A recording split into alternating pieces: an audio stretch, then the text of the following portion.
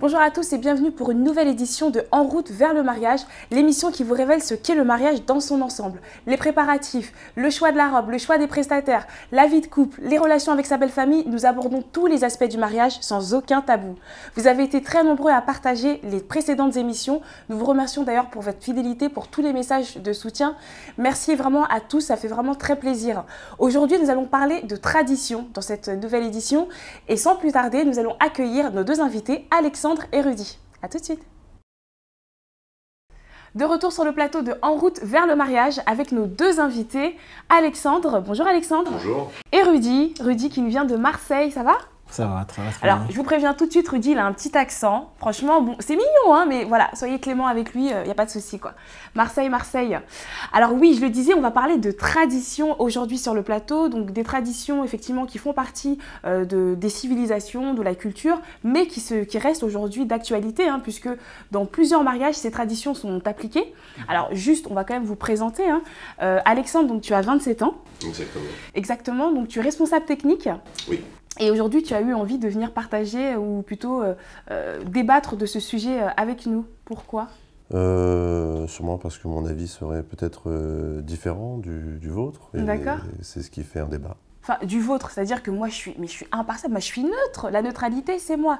Je n'ai pas d'avis sur la question, bien sûr. Très bien, Alexandre. Rudy, quant à toi, donc, tu es marié, Rudy. Alors, je vais dire qu'Alexandre est en couple. Donc il est en route vers le mariage, hein, très prochainement, et d'ailleurs on sera invité puisque ce sera un gros mariage.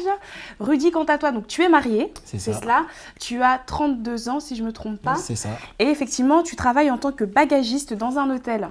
Et également tu aimes bien ce sujet qui est la tradition, on parle plutôt de dot au niveau du mariage puisque tu as vécu, tu as été amené à doter ta femme en fait, tout simplement. Effectivement. D'accord. Alors, juste, on va resituer les choses un petit peu dans le contexte au niveau de la dot. Hein. Alors déjà, qu'est-ce que c'est que la dot ? Quand on se pose la question, c'est vrai qu'on en entend beaucoup parler. Les termes exacts sont les suivants. La dot, en fait, c'est un présent dans de nombreuses cultures. Donc, elle est présente dans de nombreuses cultures, Afrique, Europe, Asie, Inde. Hein. Effectivement, en Inde, la dot est également appliquée. Concrètement, c'est en fait un présent que l'homme va offrir à la famille de la femme et le donner. Et ce présent n'entre pas dans le patrimoine du couple. J'insiste vraiment sur cela, c'est-à-dire que c'est un présent qui est offert à la famille de la femme. Dans la culture traditionnelle européenne de la dot, c'était plutôt le contraire. C'était plutôt la famille de la femme qui offrait un présent au couple et le présent entre dans le patrimoine du couple. C'est-à-dire que le cadeau, l'enveloppe, les sous, la montre, le costume, donc c'est en général pour le couple, ça peut leur servir à eux, c'est un petit peu une aide financière pour leur permettre de débuter la vie. Ce qui n'est pas le cas dans la culture Afrique subsaharienne, j'insiste, où là c'est vraiment pour honorer, il y a une notion d'honneur vis-à-vis de la famille de la femme. Et donc voilà, la question est un petit peu là. C'est-à-dire que culture, modernité, aujourd'hui ce genre de pratique s'effectue beaucoup. Est-ce que selon vous, messieurs, elles ont encore leur place dans notre société en 2015 ? Je pense que toute tradition et toute culture auront et ont toujours leur place dans notre société aujourd'hui. Après, il y a l'application et surtout, comment je pourrais m'exprimer là-dessus, il ne faut pas qu'il y ait de démesure, il faut que ça reste quelque chose de sensé et pas disproportionné, qu'on ne demande pas des cadeaux comme j'ai pu voir dans des listes d'amis où je ne voyais pas ce que ce genre de cadeau faisait pour un mariage. Par exemple, donne-nous des exemples. On sait que tu en meurs d'envie, dis-nous tout. J'ai déjà vu, je crois, une liste où il y avait une paire de baskets. Ah ouais, d'accord, les dernières Jordan, c'est bien ça. Ça peut être des choses comme ça, ou le dernier manteau, où il y avait une histoire de machette, on en parlait tout à l'heure. Alors, effectivement, il faut savoir effectivement que donc, traditionnellement, il y a quand même certaines choses qui sont à respecter dans la dot. Hein. Donc, il peut y avoir la machette, du sucre, du café. Moi, j'ai déjà vu des valises. Apparemment, ça, c'est les rudiments qui font des rudiments de la dot. Rudiments, comme Rudy. Et effectivement, par contre, le reste, c'est ton bon vouloir de la famille. C'est-à-dire que ça va dépendre de la mentalité de la famille, de leur façon de faire. Il y a certaines familles même qui demandent 1 euro symbolique. J'ai déjà vu. C'est ça. Tu es d'accord avec moi, Rudy ? Je suis tout à fait d'accord avec toi. Par contre, donc, tu parlais des mesures. Donc, si tu veux, il n'y a pas un socle commun de la dot. C'est-à-dire que c'est vraiment au bon vouloir de chacun, mis à part la machette, le café et le sucre. Le reste, c'est au bon vouloir des parents. Qu'est-ce que tu penses de ça, Rudy, toi ? Moi, personnellement, je trouve que comme notre cher collègue, il a dit, en fait, c'est vrai que dans certaines familles, on trouve des choses quand même abusées. Comme on peut trouver que oui, voilà, il faut m'acheter une voiture, ou il faut m'acheter tel truc. Personnellement, je trouve ça que c'est quand même abusé, mais pour moi, la dot, c'est quand même très important dans le sens que, déjà, le fait que quand tu vas te marier, quand tu vas te présenter chez la famille, ça prouve que tu peux supporter, ça prouve que tu peux gérer. Ça prouve que dans n'importe quelle situation que tu passeras avec ta femme, au moins on prouvera que non, tu es un homme, c'est bon, qu'on peut te faire confiance, qu'on peut t'essayer. D'accord, donc pour toi, effectivement, il y a cette notion de capacité, tu veux montrer quelque chose, tu veux prouver quelque chose, tu veux répondre aux exigences de ta belle famille en respectant tout simplement leurs demandes. Voilà, leurs demandes. Après, c'est vrai qu'il ne faut pas aussi abuser par rapport à leurs demandes. Oui, parce qu'effectivement, il y a aujourd'hui beaucoup de personnes qui, de toute façon, avec tous les mariages mixtes, qui sont de plus en plus mixtes, qui ne comprennent pas. De toute façon, des personnes qui sont même issues toutes les deux d'une culture africaine, peu importe, parfois les jeunes, les nouvelles générations s'opposent à ce genre de pratique tout simplement parce que ça peut paraître vraiment dérisoire. Il y a le mariage à payer, tous les frais qui vont avec, et en plus, donner une enveloppe parfois considérable, très considérable à la famille, est-ce que ça a encore du sens? Et dans les mariages mixtes, effectivement, alors là, c'est encore plus difficile parce qu'aujourd'hui, la dot dans la culture traditionnelle française est très peu pratiquée. Enfin, autour de moi, perso, j'ai plus jamais eu de cas d'amies françaises. Enfin, ça va se faire de façon différente, mais la dot traditionnelle européenne n'existe quasiment plus. Alors, c'est vraiment que soit c'est effectivement un retour en arrière, certaines personnes considèrent que ce genre de pratique, c'est vraiment un retour en arrière. Vous en pensez quoi, vous? Est-ce que ça va avec la modernité de continuer à faire perdurer ce genre de pratique? Moi, je dis qu'il faut continuer parce que... il est pro, il faut continuer. Il faut continuer parce que même quand on regarde la dot, c'est le mariage. La dot, c'est pas quelque chose que nous on fait un spectacle. Non, la dot, c'est le mariage. C'est les deux familles qui se réunissent et qui se mettent en accord pour... Non mais bon, tu es bien d'accord avec moi, que deux familles peuvent très bien se réunir, dire ok, les loulous, on vous met ensemble, enfin vous êtes ensemble, bonne route, sans qu'il y ait la dot. Oui, je suis d'accord, mais à un moment donné, par rapport à tout ça, en fait, c'est la dot aussi, c'est la bénédiction. D'accord. C'est la bénédiction. Aujourd'hui, voilà, je peux me mettre avec telle personne, voilà, on fait notre vie ensemble, mais si je n'ai pas la bénédiction de mon père ou de ma mère, ou même du père de la mariée ou de la mère de la mariée. Il y a un décalage quand même. Voilà, il y a un décalage et il y aura beaucoup de choses qui vont être contraires dans le mariage. Donc personnellement, moi pour ma part, je suis pour la dot. D'accord. Je suis pour la dot, mais il ne faut pas arriver aussi à des 10 000 euros, à des 5 000 euros. Bon. Il faut rester raisonnable. Voilà, il faut rester raisonnable. Moi, pour ma part, par exemple, pour moi, c'est symbolique. Moi, je pourrais même juste demander même 200 euros. À tes enfants, éventuellement, tu pourrais pour tes futurs beaux-fils, tu pourrais éventuellement leur demander 200 euros, c'est ça? Ah, bien sûr, bien sûr. D'accord, bon, ça, il le dit maintenant. RDV dans 15 ans, non, on verra si c'est toujours le cas. Ah non, bien sûr, bien sûr. D'accord. Il me semble que Rudy n'a pas encore d'enfant et dans 15 ans, ils auront 15 ans. D'accord, bon, RDV dans 25 ans alors. RDV dans 25 ans, Alexandre, il n'y a pas de souci. Rudy, tu reviendras sur le plateau d'En route vers le mariage et tu nous diras, on voudra voir la liste en exclusivité, voir ce qu'il a demandé. Non, il n'y a pas de problème. Parce qu'il y a plein de gens qui disent, oui, non, mais nous, on n'est pas comme ça. Puis au final, RDV, la facture, elle est un peu salée. Non, parce que moi, en fait, personnellement, moi, pour ma part, mes enfants, ils ne manqueront de rien. Donc, à partir de ce moment-là, je sais que mes enfants ne les achètent pas. Donc, non mais c'est sûr, voilà, c'est très important que tu reviennes sur cette notion d'achat. Parce que justement, tout à l'heure, on en parlait en coulisses, Alexandre. Pour toi, il y avait un peu amalgame, effectivement. C'est bizarre de donner quelque chose en contrepartie. Selon la mise en place du processus, on peut se douter un peu des manières, des fois, qui sont bizarres. Enfin, autant ça peut être tout à fait normal, autant des fois ça va un peu me choquer. Alors, est-ce que je peux te poser une question du coup? Donc, tu es en couple avec une femme qui vient de la Bulgarie, coucou, la Bulgarie. Et du coup, en Bulgarie, la pratique de la dot n'est pas courante. Mais si ou bien? Alors, elle n'est pas courante comme on la pratique par exemple en Afrique subsaharienne, comme tu l'as dit, mais il y a une participation, alors soit conjointement des deux familles, soit au moins d'une famille pour la préparation. Les frais du mariage. Les frais du mariage, le traiteur, la salle, tout ce qui est l'organisation, il me semble que c'est bien comme ça que la dot est organisée. Était en Europe, effectivement. Voilà. D'accord. Et si du coup, ta femme en Bulgarie, du coup, la dot, c'était plus dans le sens Afrique subsaharienne, en gros, tu as une liste, il faut que tu payes, il faut sortir le chéquier. Est-ce que tu aurais accepté de satisfaire la demande de ta belle famille? Moi, je suis quelqu'un d'assez buté, mais si la seule possibilité de me marier avec donc la femme qui sera la mienne, c'est ça, je serais obligé de le faire. Donc finalement, d'accord, c'est magnifique. Je serais obligé de me plier un peu aux lois et aux règles des gens en face, parce que sinon je vais rester buté jusqu'à la fin de ma vie, il ne va rien se passer. Et c'est un peu comme, je viens à ce qu'il vient de dire notre cher collègue, si on voit même dans la Bible, Jacob il a travaillé 7 ans pour avoir Rachel. Il a vraiment semé, il a travaillé dur. Il a travaillé dur, et qu'est-ce qui s'est passé? Le père de Rachel il a dit non, je te donne encore, en fait tu dois travailler encore 7 ans de plus pour avoir Rachel. Et finalement, il a travaillé 14 ans.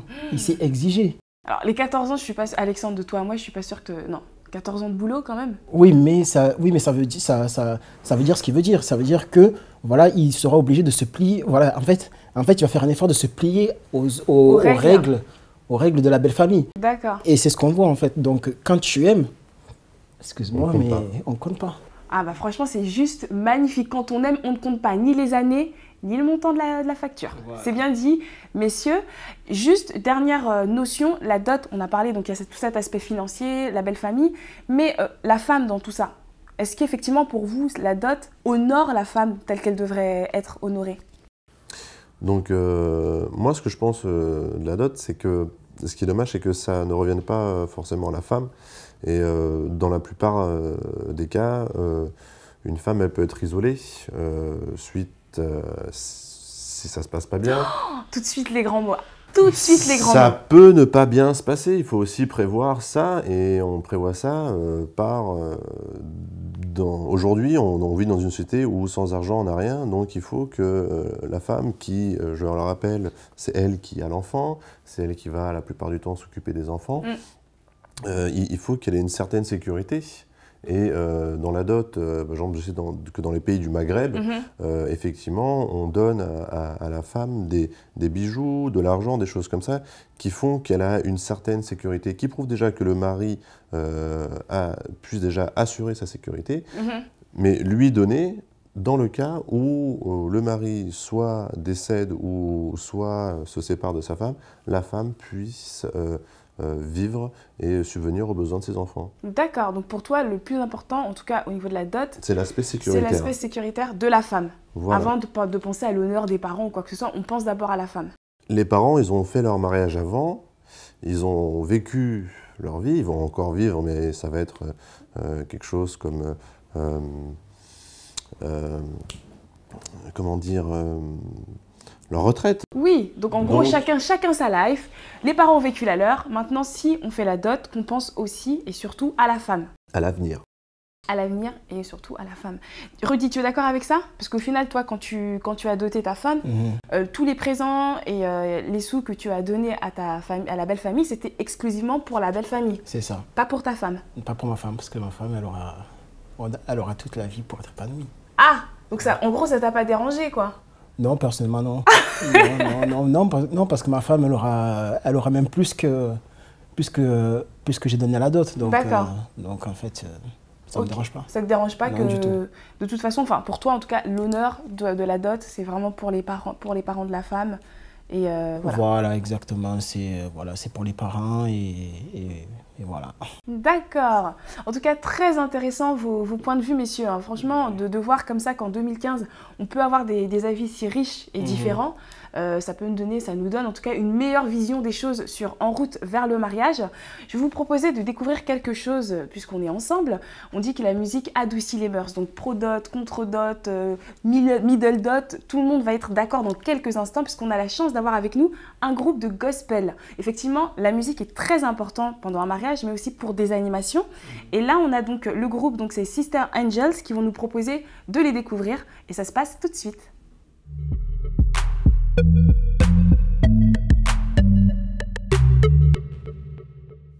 Coucou, nous sommes les Sisters Angels. On va vous interpréter le morceau Say Yes de Michelle Williams. Nous sommes des sœurs de cœur. Nous apportons la joie, le bonheur et nous souhaitons beaucoup de bonheur à tous ceux qui regardent cette vidéo. Mais retrouvez-nous aussi aux Folies Bergères au mois de septembre pour Gospel sur les collines. When Jesus say yes, nobody can say no. When Jesus say yes, nobody can say no. I'm not worried about a thing, and I know you are guiding me. Lord, I know you, Lord, I will go. I've no fears cause I know who's in control. There's no limit of what you can do, cause all belongs to you, cause it all belongs to you. God Almighty, you're so powerful, cause it all belongs to you, so it all belongs to you. When Jesus says yes, nobody can say no. When Jesus says yes, nobody can say no. When Jesus say yes, nobody can say no. When Jesus says yes, nobody can say no.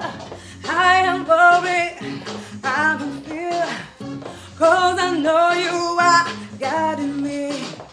Where you lead me, Lord, I will go. I have no fear cause I know who's in control. There's no limit to what you can do, cause it all belongs to you. It all belongs to you. You're almighty and all powerful, and it all belongs to you. That's it all belongs to you. Yes, nobody can say no. When Jesus say yes, nobody can say no. When Jesus say yes, nobody can say no. When Jesus say yes, nobody can say no.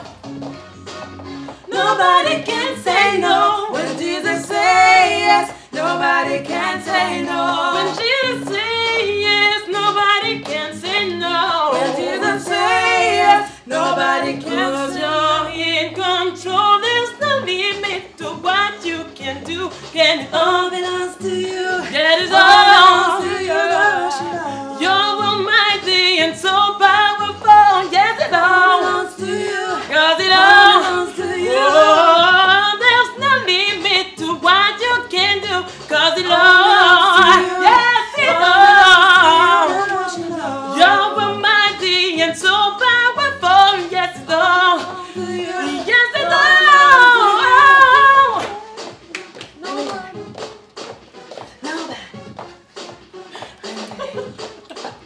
Nobody. Sisters Angels, vers le mariage. When Jesus say yes, nobody can say no. When Jesus say yes, nobody can say no. When Jesus say yes, nobody can say no. When Jesus say yes, nobody can say no. When Jesus say yes, nobody can say no. Nobody can say no. When Jesus said yes, nobody can say no. When Jesus says nobody can say no. Nobody can say no. Yeah. Nobody can say no. Nobody can say no. Yeah. Nobody can say no.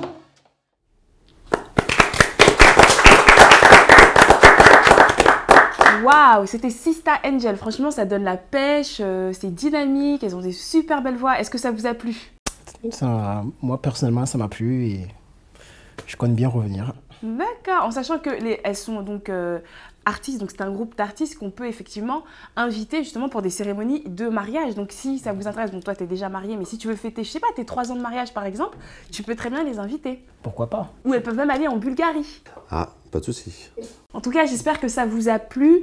On vous donnera bien sûr d'autres informations sur les Sista Angels. Je tiens tout simplement à vous remercier, messieurs. Donc, je vous applaudis, bien sûr.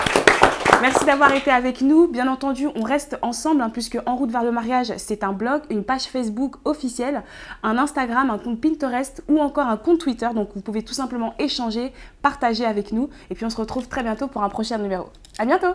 Au revoir. À bientôt. When Jesus say yes, nobody can say no. Nobody can say no. When Jesus say yes, nobody can say no. Nobody can say no. Nobody can say no. Yeah. Nobody can say no. Nobody can say no. Yeah. Nobody can say no.